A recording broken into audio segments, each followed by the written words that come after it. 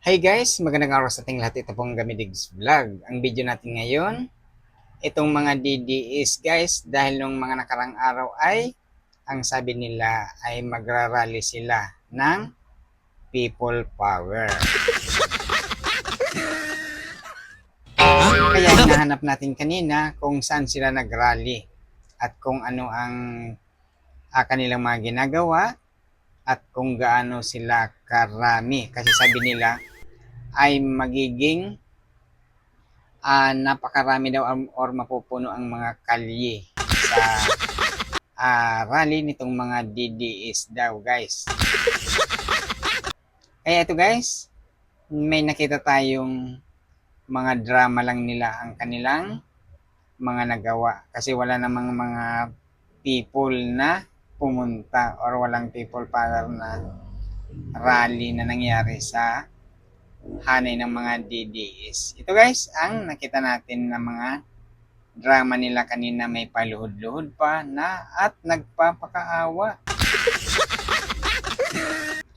Nagmamakaawa sila sa military na. Ayun ko ang anong gagawin ng military, bakit sila nagmamakaawa. Siguro may gusto silang gawin or gusto nilang pababain siguro si BBM. Yan, kaya guys, ito panoorin natin itong DDS na to na nagmamakawa, nagluhod-luhod pa. Dahil sa, sabi niya, sila lang daw ang tatanggol na lang sa Pilipinas. Malaya naman tayong lahat Hindi na kailangan ang inyong pagtatanggol kasi wala naman talaga kayong ipagtatanggol. Ang gusto niyo lang mangyari ay pababain or agawan ng pwesto itong si PBBM. Yan guys, kaya panoorin natin itong DDS natin na nagluhod-luhod sa gitna ng kalye or ng kalsada. Siguro kung makita ito ng kanyang mga kapamilya, baka sabihin, agoy, nakakahiya naman ang ginagawa nitong ating kapamilya na to. Ito guys, panoorin natin itong DDS na to na nagmamakaawa. Yan, panoorin natin. Na nagmamakaawa po ako sa inyo na sana po magising na kayo na ang ating bayan kinakawawa na po. Walang nagtatanggol. Kami lang po ang nagtatanggol dito. At gusto nyo ba kami na lang ang magtanggol at kayo ay masarap? Kaya nakikiusap ako sa taong bayan, magising na tayo sa katotohanan. Lubog na loob ang ating bansa. Maraming pong salamat. Ang Armed Forces of the Philippines, dahil sila ang inaasahan natin tumingin sa nangyari sa ating bansa. Hinahayaan nila ang ating kinabukasan ng ating mga apo. Armed Forces of the Philippines, nananawagan kami na alam ko na hindi kayo bigyan bulag. Nakikita nyo. Pero anong ginagawa nyo? Hindi ibig ko sabihin na magkukutita kayo. Malawagan kayo! Sumaluto ka kibangan! Sumaluto ka kibangan! Ay, di ba? Hindi! Hindi kasi sasaluto siya, Mr. President. Ang ating taong bayan nagagalit na dahil naubos na ang kaban ng bayan. Ayan guys, ang nangyari kaninang rally nitong mga DDS. Yan yung kanilang drama kanina. Yan. Kaya yan guys, ang kanilang, kasi hindi nangyari, nabukya ang kanilang people power. Walang nangyari, wala silang nauto ng mga tao na sasama sa kanilang people power daw. Kaya yan nangyayari. Nagmakaawa itong DDS na to. May paludlod pa at kung ano-ano pang mga binabanggit pa nila ang military. O yan. Siguro, gusto silang samahan dyan. Ilan lang naman sila dyan na nagrarally. Kasi wala na nga silang nauuto na sumama sa kanila. Kung ikaw ba naman ay may nasasaing, ba't ka pa naman pupunta doon para maghanap ng sakit sa ulo. O, di ba? Ayan, kaya yan ang mga kanilang mga drama na lang. Kasi wala na talaga silang nauutong mga tao para sumama sa kanilang kahibangan. Yan lang naman ang pake ng mga to. Yan guys, yung mga DDS na yan. Nagbabakasakali sila na mapababa nila or maparesign nila si PBBM. Yan lang naman ang kanilang mga pakay dyan guys. Diba? Kaya ang mga tao, nagsasawa na sa kanila. O ilang beses na itong nagnanawagan ng mga people power daw. Wala naman. Pinagtatawanan lang sila ng mga tao. Yan. O yan, o, di ba? Wala, nabukya ang kanilang binabalak kanina, siguro, na maraming tao ang sasanib daw sa kanila. Kaso wala, nabukya sila. Yan, mga DDS, wala na eh. Wala na, ano pang suko na. Kasi, nagsalita na rin kanina si Sara na wala daw siyang balak na pababain si BBM. Wala ka naman talaga magagawa eh. Kahit ano pang gawin mo, kahit magtawag ka pa dyan sa kali ng BBM resign, wala talagang magagawa. Walang power yung inyong mga sasabihin ng mga panawagan. Wala. Sino pang militar na sasali dyan na ang ganda-ganda ng kanilang mga trabaho, sumasahod sila. Kung pumalto sila dyan, edi kulong sila. Diba? Yan ang gagamitin ng mga utak. Kasi kung bara-bara ka lang, nag-idol ka lang sa mga politiko na to, ilang taon lang naman sila namamahala kung sakali. Halimbawa, maging presidente, napabagsak ninyo ang si BBM. O, 6 na taon lang yan. Alis na naman yung idol nyo. Wala na kayo. Kung makasuhan kayo.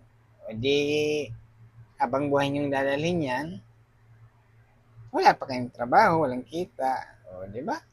Ganun talaga. Kaya ang mga military ay hindi sasanid sa mga pampolitikang ambisyon lang. O, di ba?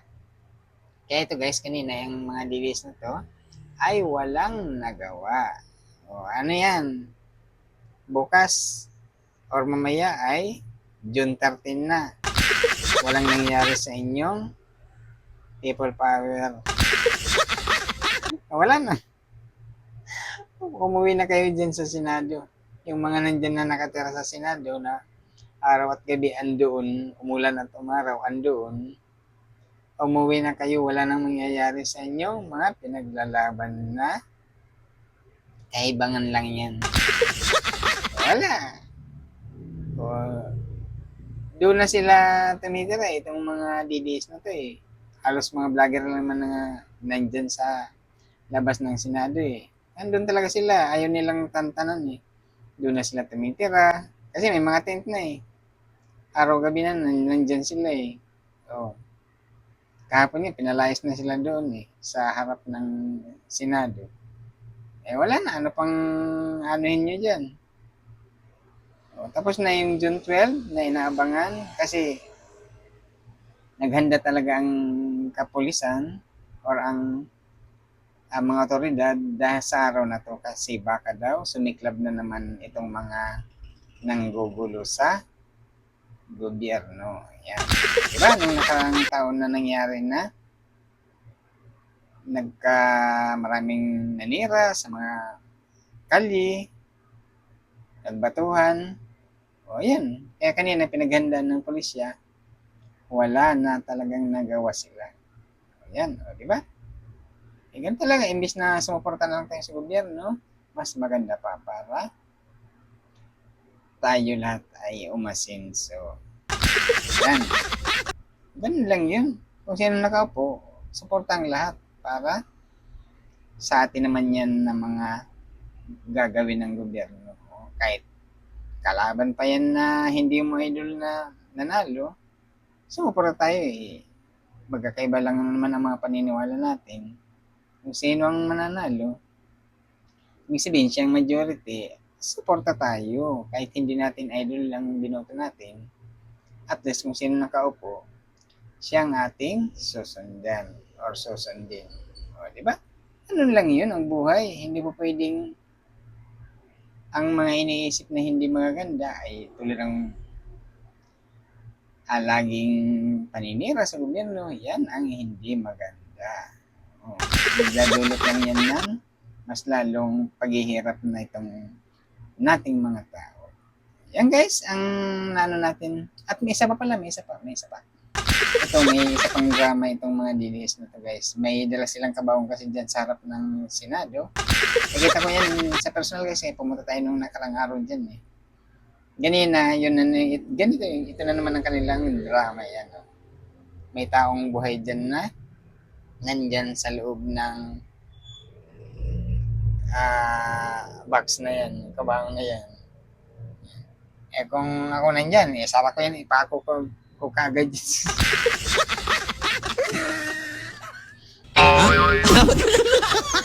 Kaya guys, yung ginagawa nila eh. Meron silang kabawang tapos meron pa dyan yung babae guys. Anong ginagawa niya? Talagang nagtawag pa sa Panginoon na pababain daw si PBBM. Bumaba si Marcos sa pwesto niya! Kaya nakakatawa ito, panoorin natin kung anong mga pinagagagawan tong mga kulokoy ng mga DDS na to. O, ayan guys. O, di ba? June 12 ay walang nangyaring people power ng mga DDS. Wala.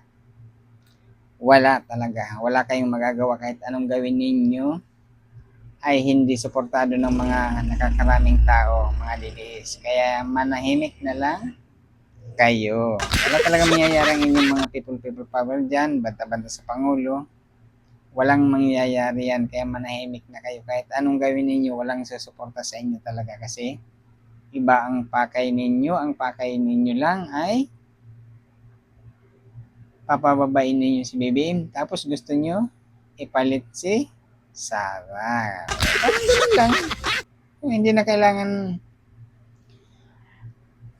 pag-isipan pa ng malalim, yun na talaga ang inyong mga pakay nitong mga DDS. Gusto nilang paubay si BBM, tapos si Sara naman ang gusto nilang maging presidente. Daanin nyo muna sa botohan kung mananalo siya. Kaso lang, may impeachment pang nangyayari. Ay, hindi natin alam kung ma-impeach siya or hindi. Yan lang ang magagawa ninyo. Yan. O, di ba? Total, sabi naman ninyo, malakas na, sobrang lakas si Sara sa 2028, ay doon na lang natin abangan kung mananalo talaga siya. O dito guys, balik tayo sa rally kanina ay sa buong Kamaynilaan, iba-ibang, or sa buong Pilipinas, iba-ibang mga nangyaring mga rally. Pero may isang rally din na nangyari dito sa Manila ata to guys eh, na rally na binalibag itong mga barbed wire. Ito, papakita natin guys kung anong nangyari dito sa rally ito. Pinag-aagawan yung barbed wire guys eh. Ayan, pakita natin.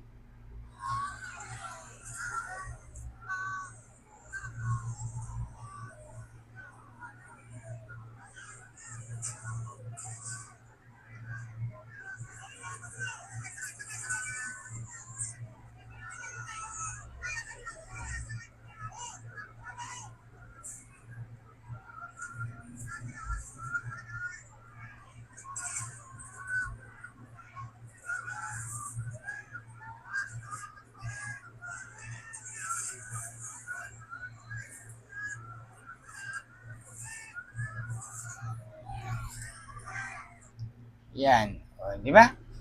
Yung mga harang na barbed wire ng pulis. Siyempre, gumawa ang pulis ng barbed wire sa gitna para hindi sila magkahawakan or magkapagpanagpon itong mga ralista na to, naglagay ng barbed wire.